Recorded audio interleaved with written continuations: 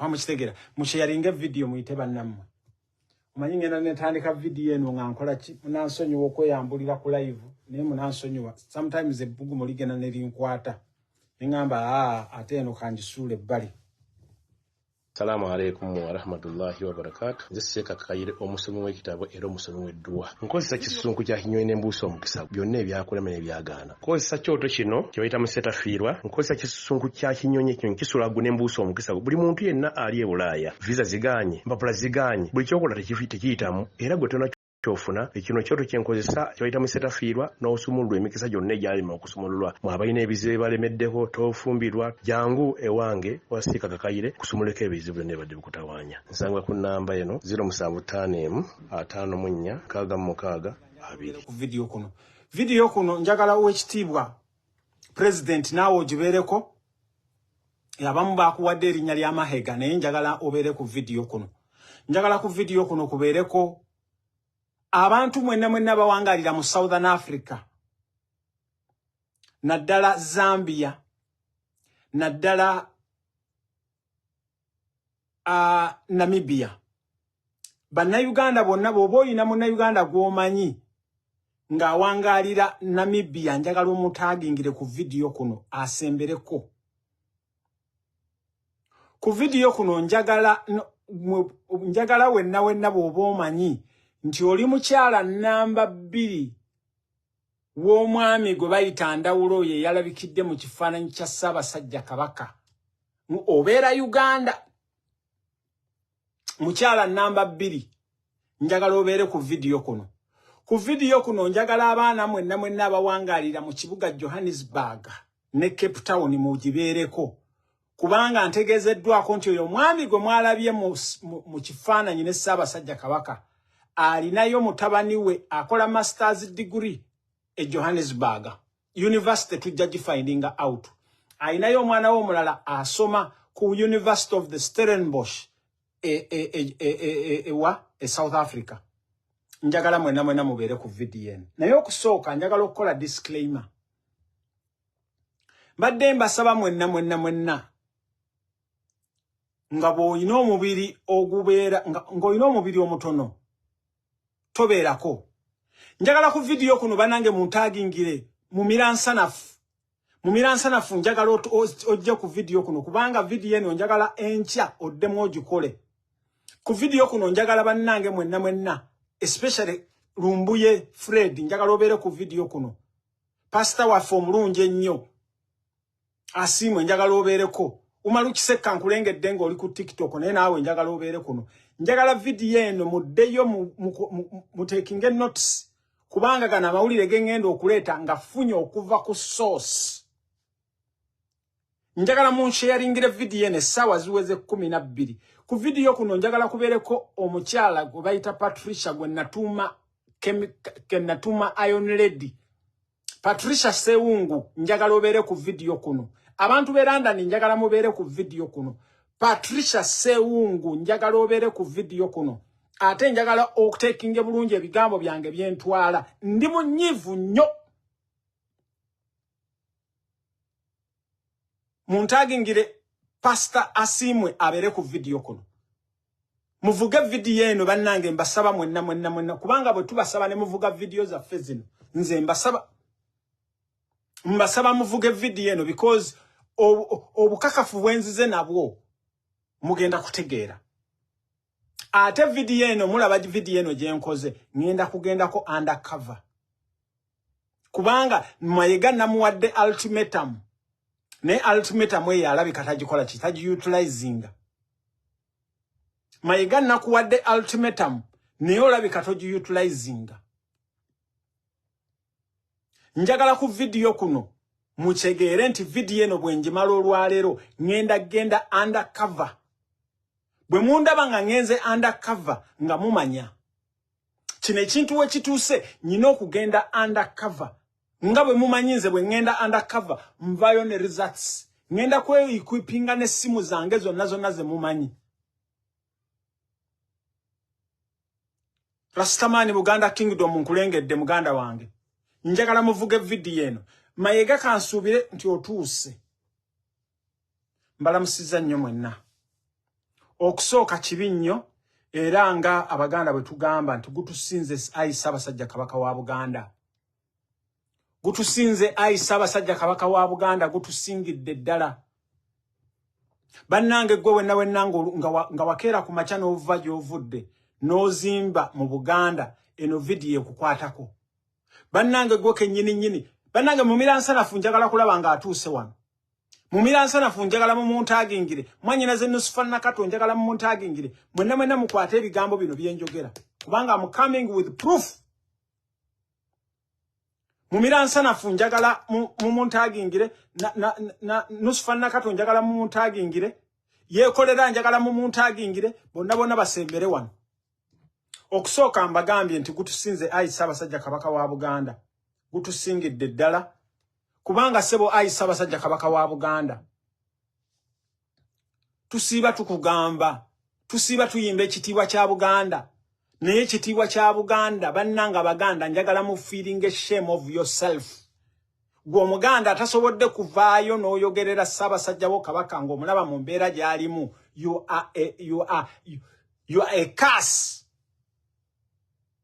Fred Lumbu yenkulamusiza muganda wange nkulengedde otuuse. You are a curse. Ate nkwebazaako nnyo gwe akensuso because gwe bw'owulira oddukirawo mangu. Ekitiibwa kya Buganda bw'oba okiwulira nga bakiyimba. Gwe n'okugamba nti okuva edda nedda n'owulira Abaganda abaaliwo. Okuva edda nedda abasajja Abaganda baatabaalanga. Naye gwe ne bakugamba otabaalire even ne ku media ne ku simu yo n'ogaana okutabaala. Ne ku simu yo n'olaba ebigambo Lumbuye byakuleetera n'obiyita ebya propaganda. Asiime byakuleetera n'obiyita ebya propaganda. Umaru Kisekka byakuleetera n'obiyita ebya propaganda. Nusufa Nakato byakugamba ku mayega n'ogamba muffe tuvvoola mayega. Muffe tuvvoola mayega. Bannange njagala mulabe mayega nti atuvvodde to the extent. Bukyanga tubeerawo tetubeeranga na Katikkiro. Atuvvodde to the extent. Ne muvaayo mwagasajja mwagamuwanga Kivumbi mwegasigona mwegampuuga. Mwenna bagakakakembo. Mwenna ne muvaayo ne mugamba we are noob Buganda caucus. We are noob, we are Buganda caucus. Bombo clat. Ssaabasajja Kabaka wa Buganda nga alabika bw'atyo. Kati kyazze kitya. Njagala osharinge video. Njagala okukubuulira kyazze kitya. Mwenna mwalabye bulabi bifaananyi ebyo bwe byedomodde bwe bitibwe kapa. Mwabirabye ku internet naye temwategedde byavudde luddawa era lwaki byazze. Njagala osharinge video atotekinge notice kyovola abannange mwenna abakola omulimu ng'ogwange. Njagala mutekinge notice mwabamu Allah ayina bwe yabawa engeri gye mwa expandingamu ebigambo. Kubanga nze engeri gye njogera muganda wange Lumbuye si bw'ayogera. Engeri gye yonjogera muganda wange Asiimwe si bw'ayogera. Engeri gye njogera yeekolera si bw'ayogera. Engeri gye njogera omulala si bw'akola ki. Kati njagala otegeere ebifaananyi bino byazze bitya. Patricia Sewungu otuuse. Patricia Sewungu bw'oba oli mukyala ng'oli Iron Lady ng'okyali Iron Lady njagala okutayipinga awo nti kwendi. Patricia Sewungu bino ebigambo mbyogera ndi Ireland ng'oli Bungereza awo. Bwe mba ebigambo bye njogera bya bulimba njagala ojjo nziguleko omusango. Patricia Sewungu njagala ojje wano onziguleko omusango. Njagala osharinge video eno otaginge ne Patricia Sewungu. Njagala okukulengera awo nga bw'oli awo. Oŋŋambe nti wendi. Saagala okozesa emotion. Omanyi sometimes ogenda n'obeera ne emotion omuntu n'akugambako n'obeera emotion enough. Nkimanyi oluzungu olumanyi bulungi. Mwanyinaze Patricia Sewungu. Njagala okukugamba jjukira emabega gye twava nze naawe. Nga ne Lumbuye tannaba na kututuukamu. Jjukira emabega gye twava nga tulina Omulangira Golooba. Jjukira gye twava ne Sarah Joy Bakanansa. Ne Hamuza Swale. Naye njagala okubuuza abantu abo bonna be twali nabo bonna. there are a few abacha standinga. Bonna bonna betwali nabo mu group nga twagala okujjako mu 7 using the media, but tono nya abacha standinga.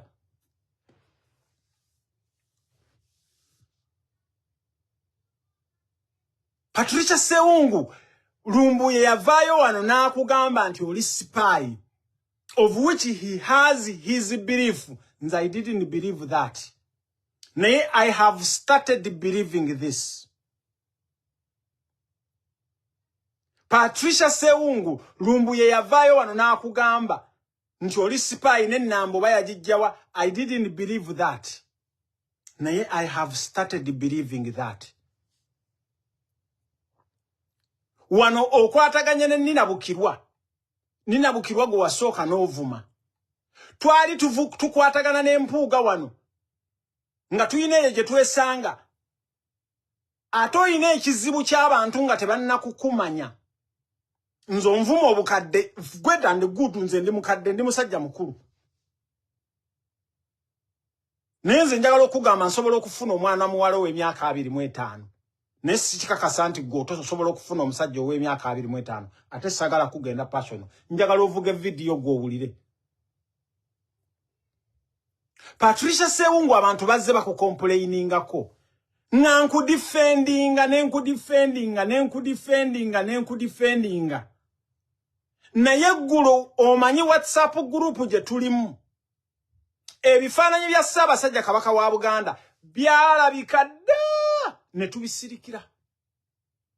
Nga twagala okulaba Mayega is really kubanga nze waliwo ebigambo bibadde byogera ku Mayega nga ngamba omusajja mutuufu. Omusajja somehow wajja n'ameketa amannyo nga Lumbuye atugamba bannange mugenda kulaba Mayega oyo olunaku lumu abamukayanira namwe mwenna n'abakyakayanira Mayega olunaku lumu mugenda kutya.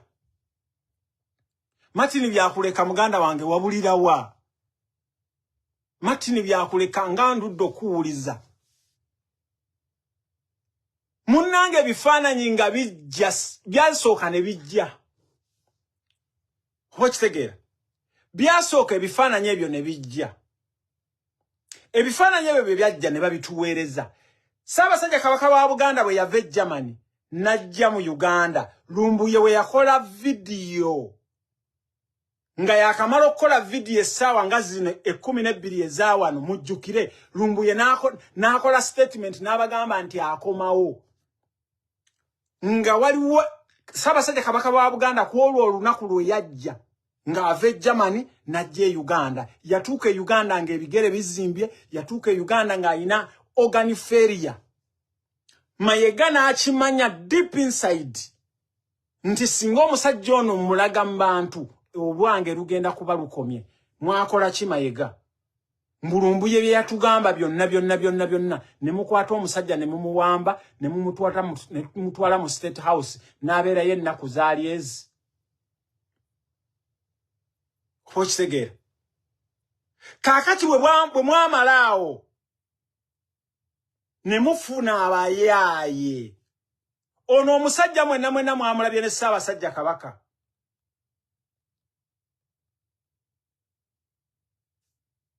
Njagala otambuze video.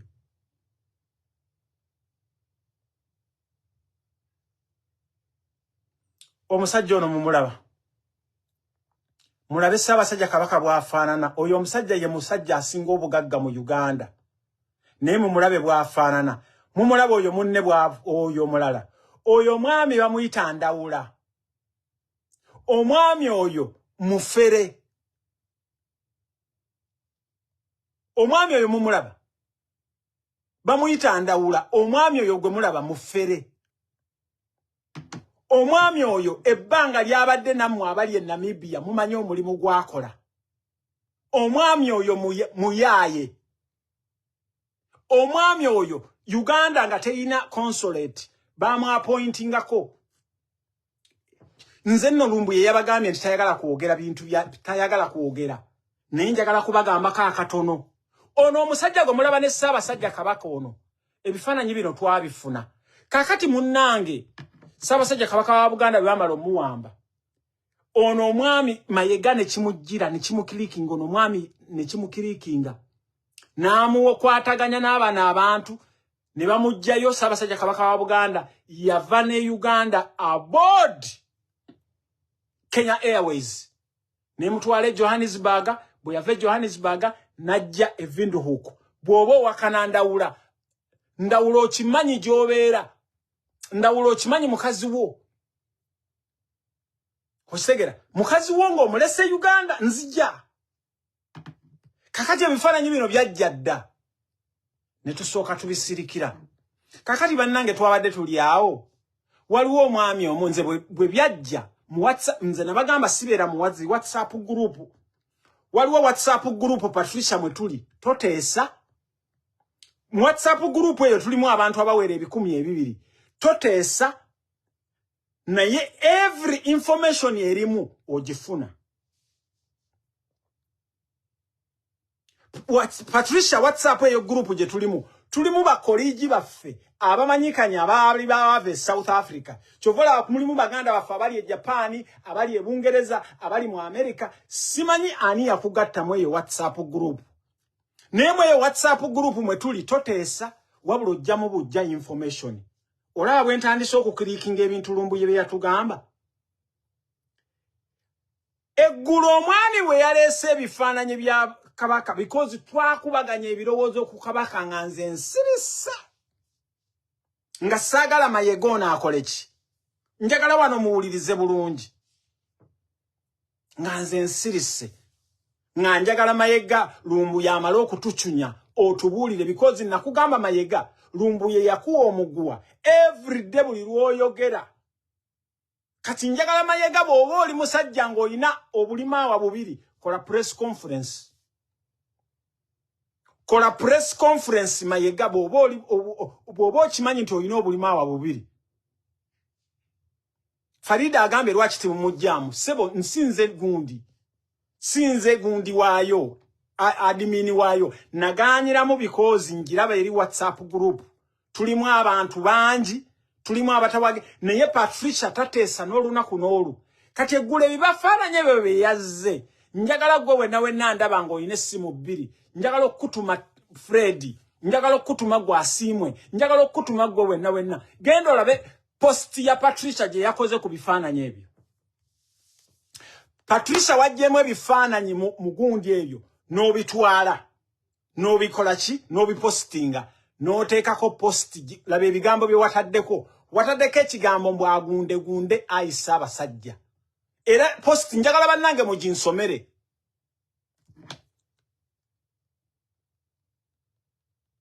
njagala omuntu yenna ngenda ku posting enamba wano oginsomere post eyo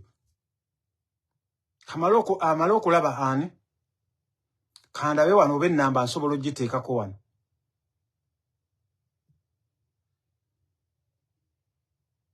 kandabe wano oba enamba nsobola ogiteekako no simanyi nandibadde mbateekako bannange gwe wenna alaba gundi yange wandibadde ogenda n'olaba ennamba eri ku page yange n'onkubira kati n'onsomera ebigambo ebiriko kubanga wano noonya Farida gundi oba osobola okulaba ennamba ng'eri ku gundi yange ng'eri ku page yange wano wagjewo ebigambo bingi nnyo ate sibikola ki sibigira nnyo mbadde njagala ennamba eyo ngiteekewo mugikube mumbulire posti y'omukyalo oyo gye yapostinze wapostinze n'oteekayo ebifaananyi ebyo n'ogamba agundegunde ayi Ssaabasajja Kabaka wa Buganda bw'atyo Ssaabasajja Kabaka wa Buganda bw'agundagunda oba ebigambo bimu temubimanyi Ssaabasajja Kabaka wa Buganda agundagunda ng'ali mu mbeera eno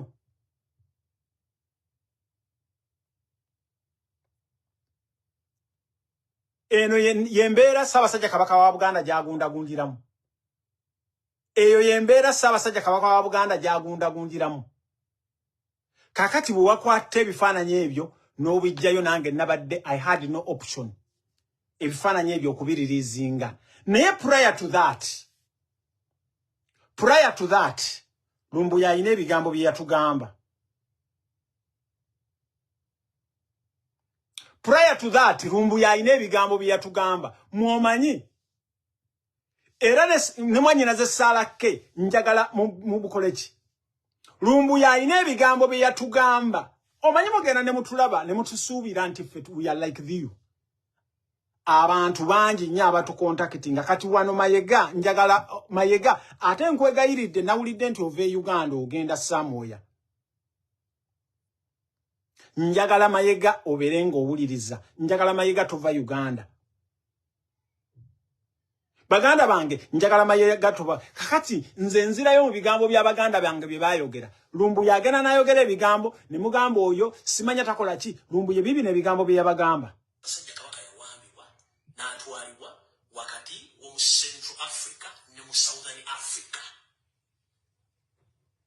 Central Africa ne mu Southern Africa. Ne buli kimwe kitambula tukimanyi. Owulira? Lumbuye akugambye nti Ssaabasajja Kabaka wa Buganda yawambibwa n'atwalibwa either mu Central Africa oba mu Southern Africa. Owulira?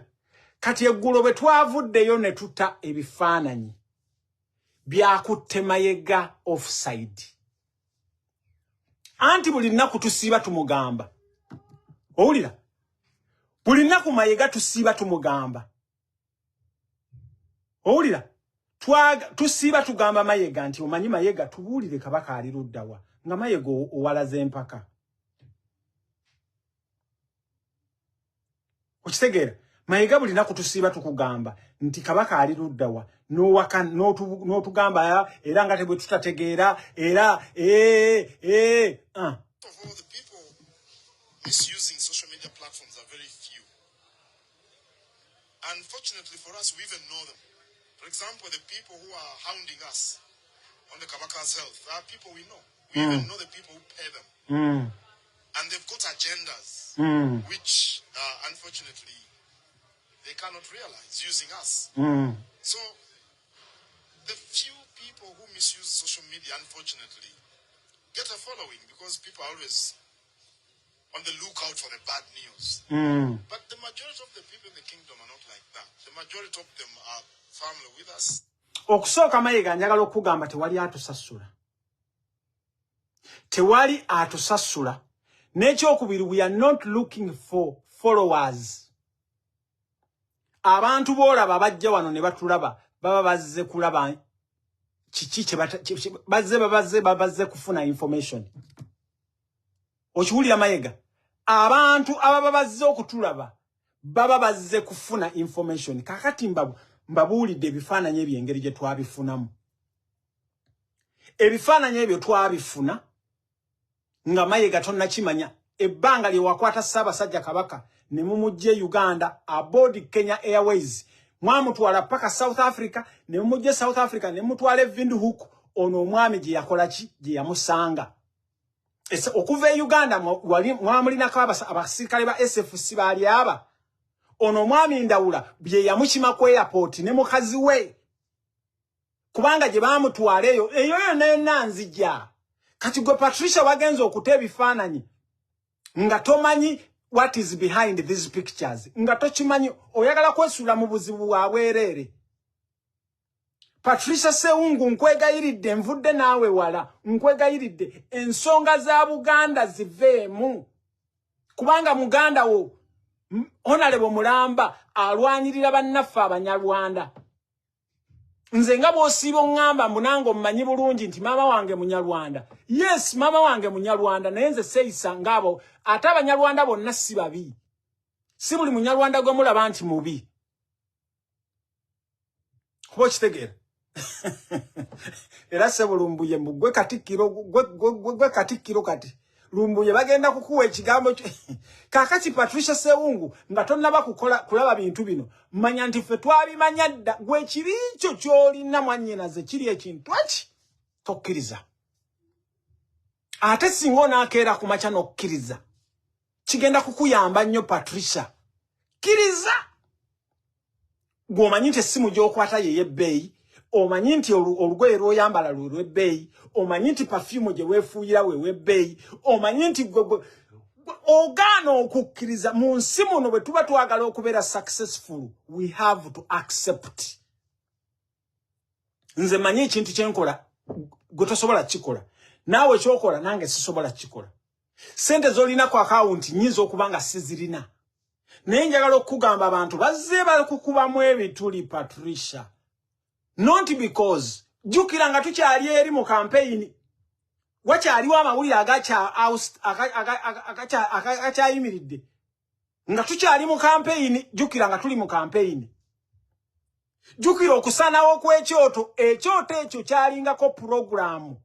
Nga kuliko ba Faziru Mayanja, kuliko ba Busulwa, kuliko ba Hamuza Swale, kuliko abantu bangi nnyo. Naye kati ekyoto kyasaanawo kati tokyayinza kuwulirako wadde. Abantu balina ku platform z'abantu. Jukira Patricia Sewungu Lumbuye wamugoba ku kyoto. Patricia Sewungu wangoba ku kyoto. Ng'oyagala gundi esaanewo. Ebyo byonna president abimanyi. Neche nkusaba Patricia mbadde nkusaba ebintu bya Buganda tobimanyi. Naffe tubyogerako katono naye omuntu amanye ebintu bya Buganda. Wano yabireetawo yali Lumbuye. Ne mugamba nti ayogera poko. Neva mu bintu bya Buganda. Mwete mulowooza nti we tuba tuwogera ku Mayega, tuba tumuvoola. Mayega yasinga okuvoola Abaganda. Mayega ye number 1 mu kuvoola Abaganda. Kino njagala mukiwulire. Mayega ye number 1 ye custodian w'okukola ki? W'okuvoola Abaganda. Kati mwina ka group kamwe ke mutambula nako ku TikTok okwo. Every platform mwina abaana be mugulira data. Bazoko abana they are still younger, they know nothing about ebintu bya Kabaka. They know nothing about ebintu bya Kabaka. Nga mutuvumye bukadde. Nenga bwe mutulabako mwagala kutulya buli. Ne mutuvuma obukadde. Ne muvuma Lumbuye engeri gy'atalina matu. Mumulowooza Mungu atuwumba kyekimu. Omusajja lwaki temuwulira information gy'agaba. Lumbuye maskini ya Mungu talinga ffefe. Patricia, you are secured. You have a British passport. Nze am secured. I have an Irish passport. Niyo musajja watu na risking awe take wali anytime basobola muno nawo. Kama kitegera. Naye ne muddaawo wallahi nga muli mu kuvoola bintu. Ekintu bw'oba tokimanyi kireke. Ekintu bw'oba tokimanyi kireke. Era okuva na leero mulekeraawo okuyita Lumbuye ticha Lumbuye. Olwaleero njagala mwenna abali kuno muliko abantu 205. Njagala mwenna mutayipinge owekitiibwa Lumbuye. Anti nabo baagala kukola ki? Okuva na leero Lumbuye mumuwe erinnya ery'owekitiibwa. Njagala otayipinga awo wansi nti owekitiibwa Lumbuye nga bw'okoona ne kaimoji bibalume. Nzija am coming. Nakugambye olwaleero am coming. Kansubire nti Mayiga otuuse bulungi. Ate kennakukwatira ku honale kennakwata ku Sseggona. Sseggona nja kukukuba nkuteeke ku ttaka. Sseggona bwe naakukwatako nja kukukuba nkuteeke ku ttaka. Because gwogenza okulaba nga abantu b'e Kalungu ekisinga obbaluma. Kubeera Banyarwanda. Abantu b'e Kalungu ekisinga obbaluma ttaka lyabwe. Abantu b'e Kalungu kuba eryo simanyi oba baalikolerera evvira mali eryo. Njagala okulaba wano Betty Sonka abantu bagambe nti owekitiibwa Lumbuye kibalume oba mwetugira ku munyanya mwetugireyo. Kakati tuzze Mayega saagala oveewo wano. Mayega saagala oveewo wano. Kubanga ogenda ne weefuula nti gwe Kabaka. Ate nkwegayiridde olwaleero tugeza n'ove Uganda. Nakitegedde dda waguze tiketi ensi gy'ogendamu naye wallahi billahi tallahi nkulayirira Katonda yankola. Mayega kogeza ova mu Uganda ensi gy'ogendamu bagenda kukukwata. Okitegeera? Okusooka bannange mwenna mbasaba ekintu kimu. Mbasaba mwe bannayuganda mwenna ngenda kubawa ennamba eno njagala ennamba eno mugitayipinge omuntu ono mumubuuzeeko. Gwe nannyini ennamba eno njagala okusooka okukola disclaimer. Ndawula ennamba yo ndawula gwe yalabikidde mu Ssaabasajja mu kifaananyi ne Ssaabasajja Kabaka. Gwe ndawula. Gwe yalabikidde mu Ssaabasajja Kabaka. Kakati olaba Mayega wasose no kati mwatutinze ku BBS Telefina ne mugamba mbu Ssaabasajja Kabaka abasawo bebe bamugambye mbu agende awummuleko. Mayega nzija. Mayega njagala mu sharing video eno Mayega nzija. Omwami ono Ndawula ono gwe mulaba. Gwe yapataninga omulimu gw'okubeera ne Ssaabasajja Kabaka. Ebyo byonna bye mulaba ebimu mukolwako okumwambaza ebyo ebigatto ebikyafu ebyo. Okumwambaza bino ebigatto bino bye mulaba. Ebigatto ebyo mubiraba Ssaabasajja Kabaka wa Buganda. Mayega gwe nga lwaki ovvoola Obuganda. Kati bwe muvaayo eyo nga mujja mwasama wano. Owekitiibwa President wano ate ngenda kusiiwuka ku mpisa. Bw'obadde oyogera otugambye bw'oti Owekitiibwa President. Owekitiibwa President sebo otugambye bw'oti. Ebigambo bye mbya acknowledginga.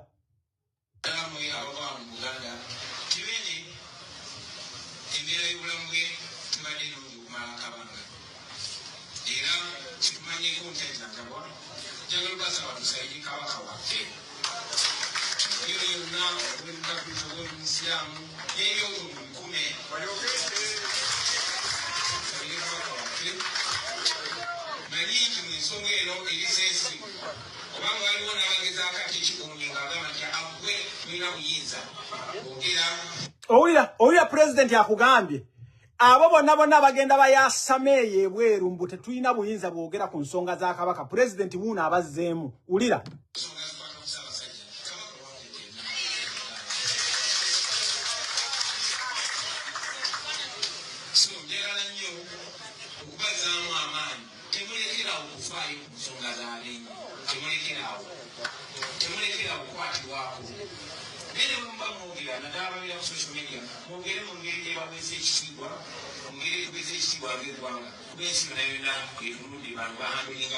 Yes, Owekitiibwa President sebo nkusaamu ekitiibwa nzo mmanyini omulwanizi kungwe kojja omugezi. Naye sebo Owekitiibwa President waliwo sebo wempulira nga emotions zirinnye.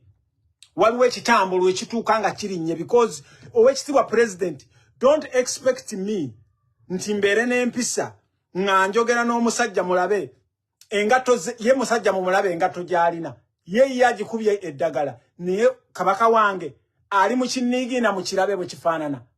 Mwabaganda bannange mwabaganda wallahi mwe bwe muvaayo eyo nga muddayo eyo nga mwasaamirira ku mikolo gwe mubeerako mbu Ssaabasajja waaligwa nange wendigwa Ssaabasajja waaligwa nange wendigwa mwe likes of Bamuwanga Kivumbi mwe Bamuwanga Kivumbi mugwana kuba na mbooko omusajja wallahi bamukutte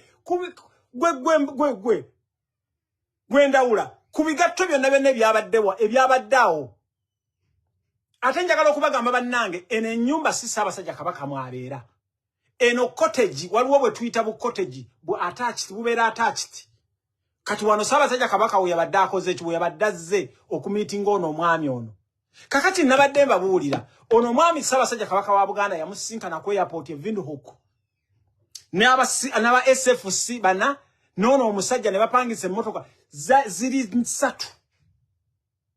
Ssaabasajja Kabaka wa Buganda ne bamutransferinga okuva e Kampala. Okitegeera ne bamuleeta Windhoek ne bamujja Windhoek. In fact baasula na Windhoek olunaku olwo. Ndawula okimanyi bulungi naawe Mayego okimanyi bulungi nti ono omusajja ono gw'olaba Ndawula ono mukyala we tabeera Windhoek. Mukyala we ono omusajja naye bamuyita Dr. Ndawula consultant physician mu eddwaliro eriri 700 kilometers okuva e Windhoek mwe gye muyita Windhoek. Njagala wano muwulirizeewo ono omwami Ndawula ayina mukyala we kubanga Ndawula ye teyasoma. Ndawula ono gwe mulaba maama we yali akola mu lubiri lwa Ssaabasajja Kabaka. Maama wa Ndawula yali akola mu kati nga bano Bandawula baakulira mu lubiri. Ndawula njagala okugamba waliwo olugero lw'Oluganda olugamba bw'okula n'abalangira toba mulangira. Ndawula leka kwerimba tobangako mulangira. Ndawula tobangako mulangira. Maama oyo yali akola mu lubiri lwa Ssaabasajja Kabaka. Tobangako mulangira leka kulimba. kakati bwe tuba tusaba Ssaabasajja Kabaka wa Buganda tumusaba ono omwami Mayiga ye yamumukwasa ono golaba yamuli in control kati ono omwami gwe mulaba Ndawula ayina mukyala we akola mu ddwaliro baliyita Inajokwe Hospital eddwaliro liri Inajokwe kalwaliro nno katono kalinganga nno katawuni kali eyo kali almost 70 kilometers okuva ku border ya Namibia ne Angola. Check a look at how they humiliate Ssaabasajja Kabaka. Kusegera kakati mbadde mbasaba mukwate ennamba eno kubanga mukyala gwe nkugezezzaako n'ogaana. Mukyala gwe nkugezezzaako n'ogaana nga njagala okwogera naawe. Ate gwe mukyala Ndawula ntegezeddwako nti mwakomawo nga mwenda. Mubadde Uganda. Mwakomawo nga mwenda. Obadde Uganda. N'Endawula. Okisegera because onjagala okukutegeeza Ndawula ayina omukazi omulala. Ndawula twamaze dde okuprofilinga oyina abaana bo. Oyina omwana wo mukulu asoma South Africa. Akola masters. Oyina omulala akusoma South Africa oyina y'abaana babiri. Nga bono omukyalo ono mukulukulu. Nenkwegayiridde olwaleero nenkusindikira message wambulookinze. Kakati bannange mwenna njagala mukwate ennamba eno ono omukyala mugende mumubuuzeeko. Mukyala Ndawula, Dr. Ndawula, ng'oli consultant mu Inajokwe Hospital, ng'oli physical consultant mu Inajokwe Hospital, nkwegayiridde ogenda kuluzinga ebintu by'okoleredde Namibia for such a long time. Singa Mayiga n'abayingizaamu buno obuyaaye. Okusooka twamaze dde okuwendula abantu abali ku Twitter. Njagala mmwe mwenna abali kuwano mugende ku X kati bagiyita X ku Home Affairs Ministry of Home Affairs ye Namibia mubagambe Ssaabasajja Kabaka wa Buganda ali eyo illegally without his will. Nchiddamu ono Ssaabasajja Kabaka wa Buganda ali mu Namibia without his will. Bamusindikayo gye baagala akoleki. Amawulire amabi genjagala okubagamba. Mpulira n'amaziga gannyunguka. Ssaabasajja Kabaka wa Buganda ayina neurological problem. Fenga abamanyi olulimi olusayansi oba olusawo. Ayina neurological problem. Neurological problem ye jetya. Takyasobola kusengeka bigambo nga bwe mbisengeka. Ssaabasajja Kabaka wa Buganda takyasobola kulaba kintu ekyo n'akisoma nti Mayiga twagala Kabaka waffe. Ayina neurological problem. Eyo ye problem esooka. Ku kanyoka wulire gwe baamuwa Ssaabasajja Kabaka wa Buganda ya losing understanding. Ssaabasajja Kabaka wa Buganda ayina organ failure. Ekibumba kye tekikya functioninga bulungi. Kidini ye tekya functioninga bulungi. Mwerabe mumulaba n'enfaanana gy'afaananamu.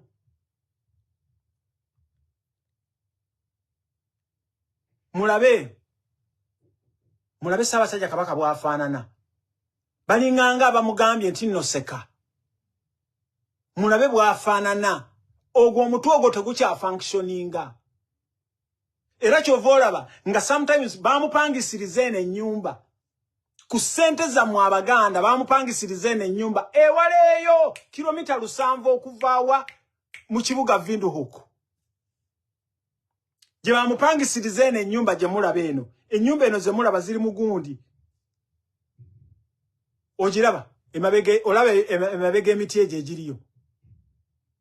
Eyo baalonda n'ekiyumba ekiri kiipu gye baamuteeka musajja wattu. Ali mu basirikale ono muyaayo ono Ndawula yamukola ki? Kakati kye mbadde mbasaba mutotinga ennamba eno wammanga n'omukyala mumubuuzeeko. Kubanga mukyala gwe nkusindikidde message nenjagala njogereko naawe.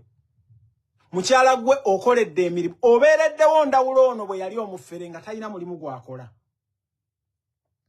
Ate mukyala Dr. Ndawula muyina ki WhatsApp group kye mulimu mwenga ba doctor omanyi naffe bwe twasooka okugenda South Africa eyo omanyine bwogende walala bannayuganda baba abeefuula nti basoma bo balaba nti bategeera nnyo temwagala ku associating na bannayuganda bataasoma kati mbasaba mwenna yes problem gye mulaba ku Segirinya problem gye mulaba ku Kadaga ye problem eri ku Ssaabasajja Kabaka wa Buganda kati mbasaba mwenna mutaipinge ennamba eno ono omukyala mu mubuuzeeko eri +264 njiddamu ennamba y'ono omukyala kubanga ye yandawula yakyakozesa ye Uganda yali mobile kati seba ali mobile agenda bali mu ebintu byonna bye bakola biri ligale era njagala okubagamba mwenna balaba video yange eno nga mumanyi mukyala Dr. Ndawulo ono mubagambe buli kintu kyonna kyemukoze kiri man under it's illegal sente zonna ze musindika it's under money laundering kubanga mukimanyi bulungi Ssaabasajja Kabaka wa Buganda bwe mwamutuusa ku kisaawe alina diplomatic passport ye tebamubuuza bintu biri awo ebintu byonna bye mukola gwe mukyala gwe oli doctor oli physician wabeererawo omusajja ono obufere bwe yakolanga oba okitegera kakati ennamba eri bweti muwulire ennamba bwino ennamba eri +264 81 129 3307 eri Kasaalaba 264 8 1 2 3307 nchiddamu ennamba eno eri +264 811 29 3307 sesanga yes sesanga wuyo agiwandiise ennamba eyo mugikwata oyo mukyala mumumbuulizeeko ennamba eri Kasaalaba 264 8 1 2 erinnya bamuyita Dr. Ndawula nkunoonyeza mu bulungi n'ogaana naye kati njagala abantu bajje bakubuuzeeko mwe mulina Ssaabasajja Kabaka Abaganda mwenna mbaloopera ono be balina Ssaabasajja Kabaka wa Buganda Mayega bamusmagolinga nga bamukozesa mu 7 kwe kumusmagolinga ne bamuleeta Namibia bano be bamulina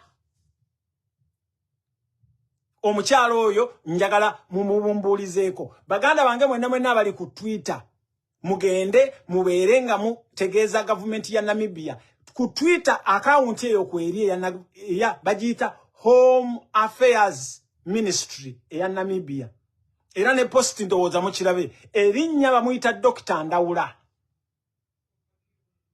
erinnya baliyita Dr. Ndawula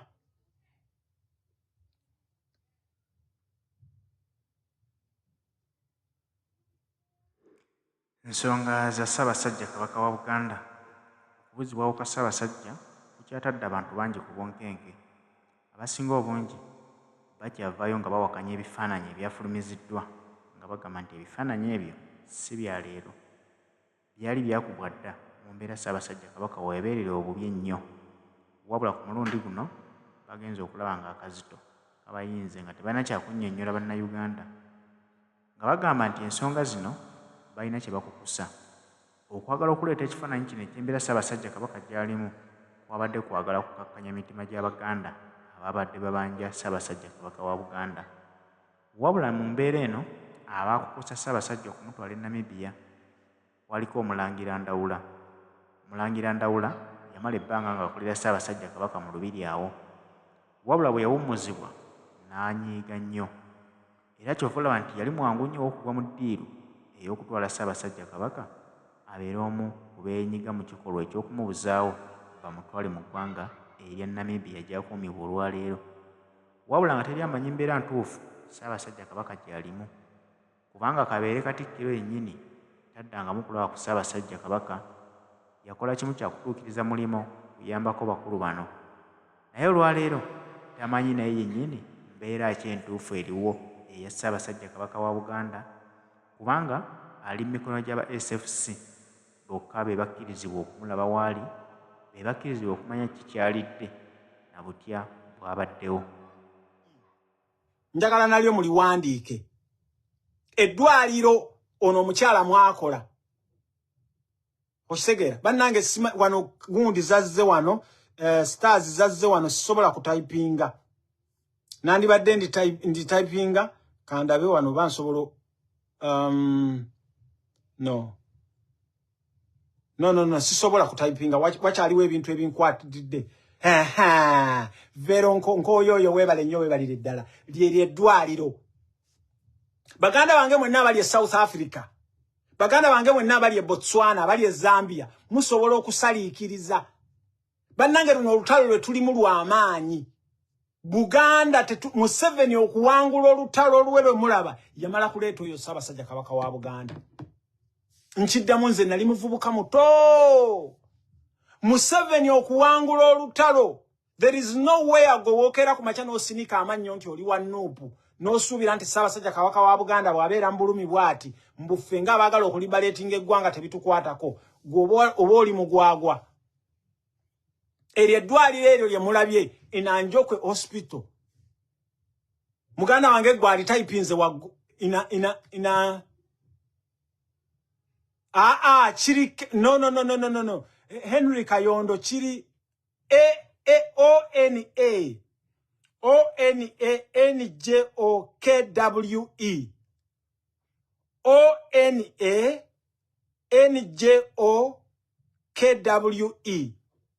ONANJOKWE ONANJOKWE Onanjokwe Hospital.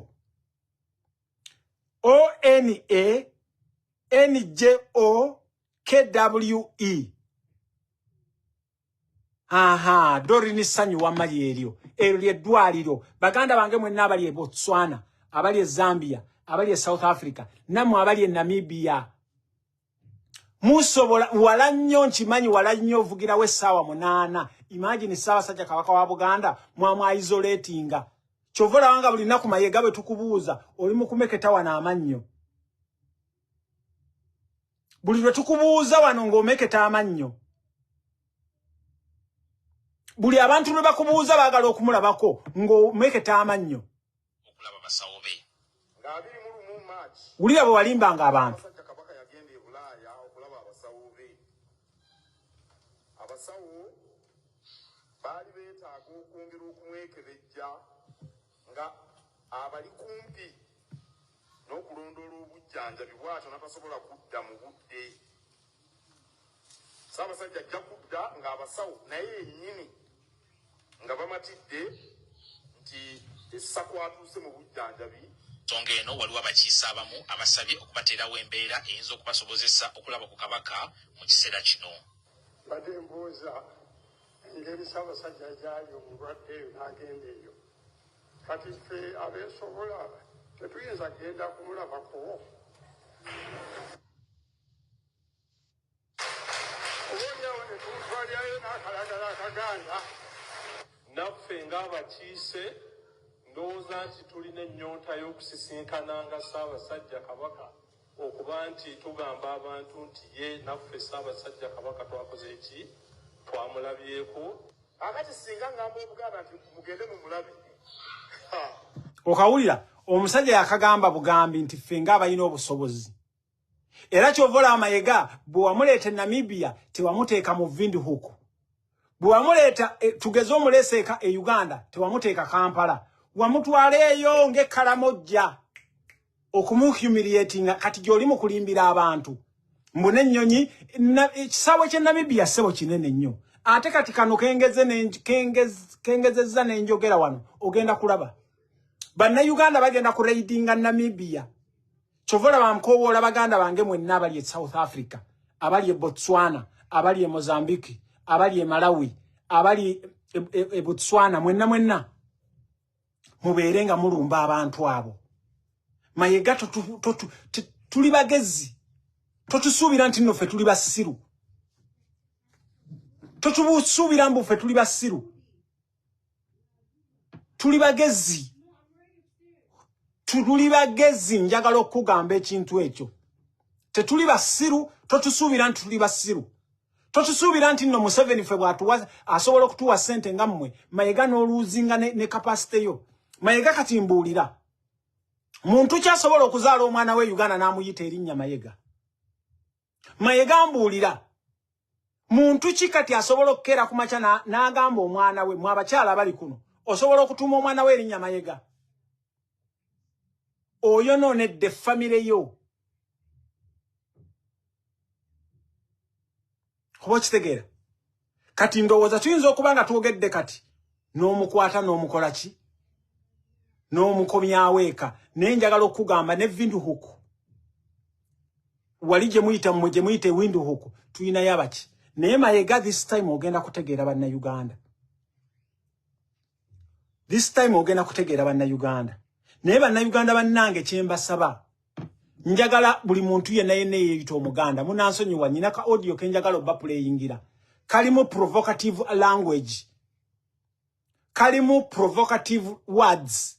Naye munansonyiwa ebigambo bino nyina obba ku bannayuganda twefuula abasiru. Bannayuganda twefuula abasiru. Okiwulira? Twefuula nnyo abasiru. Ate naddala ffe Abaganda ne musuubira nti okubeera Obuganda tuyina kwambala ago makanzu n'obiraba ebisajja ebiganda ebikazi ebiganda biri e Toronto mumuggulawo Kabaka Foundation. Mumuggulawo Kabaka Foundation wallahi nga Kabaka afaanana bw'atyo. Mwe bisajja ebiganda n'ebikazi ebiganda ebyebuza amagezi. Naddala mwe biri mu diaspora nga musobodde okukola ki? Kyovola banga bano abaana babavuma nnyo. Enene challenge njikoledde Baganda. Abaganda muri basira banga bantu basira Baganda. Gimewana wana busimanya mulino bwakabaka temulina. Bwiyo mu bigambo yanga ne buyagamba nti bakabaka baddawo ne tewina mugongo kifaananyi kiri awo emirimu okutegeera. Challenge yiyo kukirimye genda wette. Challenge yiyo enjuki ezo oyagala okutegeera bukambe bwazo gizokwate ku kabaka waazeeyo. Nebo tebambono oli muntu ina buli kimu ina ngalo oyogera ki wala igende zikwateka bukasi kabaka waazo zijja kuluma. Owulira zikuyingire mu nnyindo. Zijja kuluma. Zijja kuyingirira mu lipati ya mubiri gwo okumekereza nga zikusse. Okuzanyabuzanyiza kabaka waazo. Kimunya kutegeka kye kintu kiri kimu. Obwakabaka tebuli nga bukulembeze balala bonna. Obukulembeze balala buli fake batekawo buteeke. Buno bakabaka Katonda yabuteekawo yabu blessing. Kuva ku myaka gyadda before Yesu waliwo bwakabaka.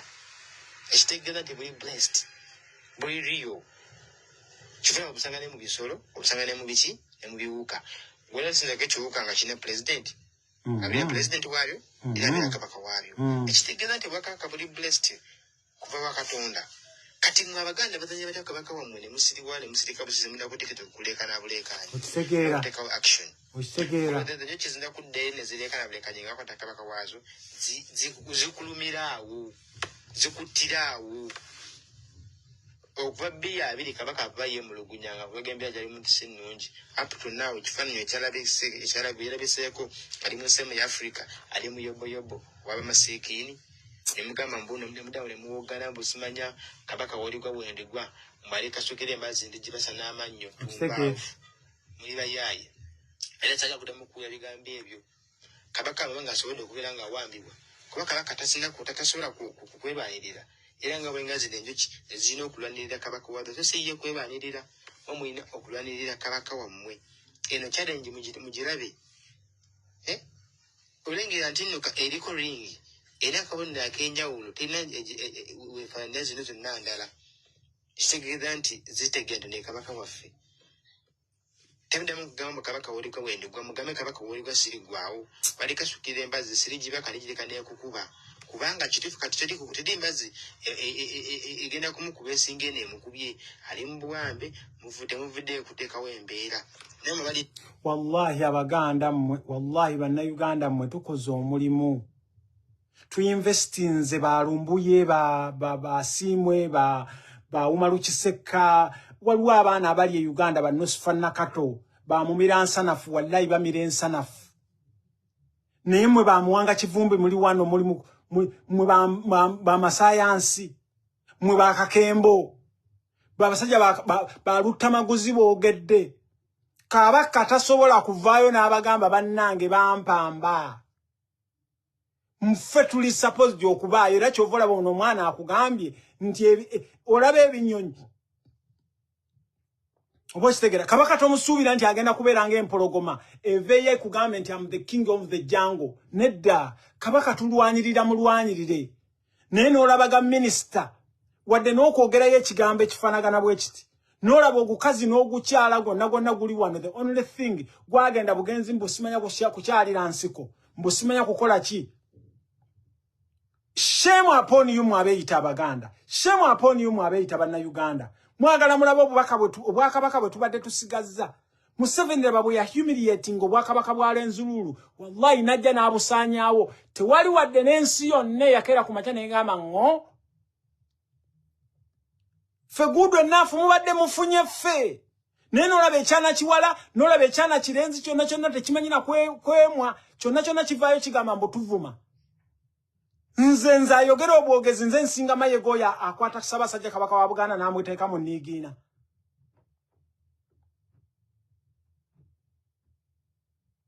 Nze Lumbuye ayogera obwogezi omusajja n'arisikinga obulamu bwe. Njagala okubagamba Lumbuye tafaanagana nga ffe.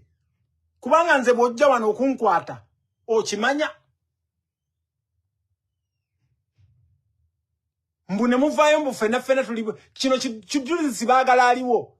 Tekinyegangayo n'olunaku n'olu. Mwenna agakinaguka mugenda mu BBS Terefayina. Mwalabye statement ya BBS Terefayina gye yakoze. Nakwata wano omusajja gundi ne muchunya. Omusajja Medi Nsereko Sebuliba ne muchunya n'ababuulira amazima. Nera stiru mukyakandaguka kati mugenda kweyo CBS. Mukyamanye musuubira nti CBS egenda babuulira ekituufu ekifa Kabaka. Gakazi mmwe ne gasajja mwagaganda ne muvaayo wallahi ne muvuma ebigambo byaffe. Nze ndi musajja musiraamu nasalawo obusiraamu ne mbuteeka wali ne manya nti abasiraamu nabo bali awo. Abasiraamu mwenna muli awo omusajja gwen salutinga ali Sheeka Kiti oba ne Seeka Kasimu n'abasigadde mwenna.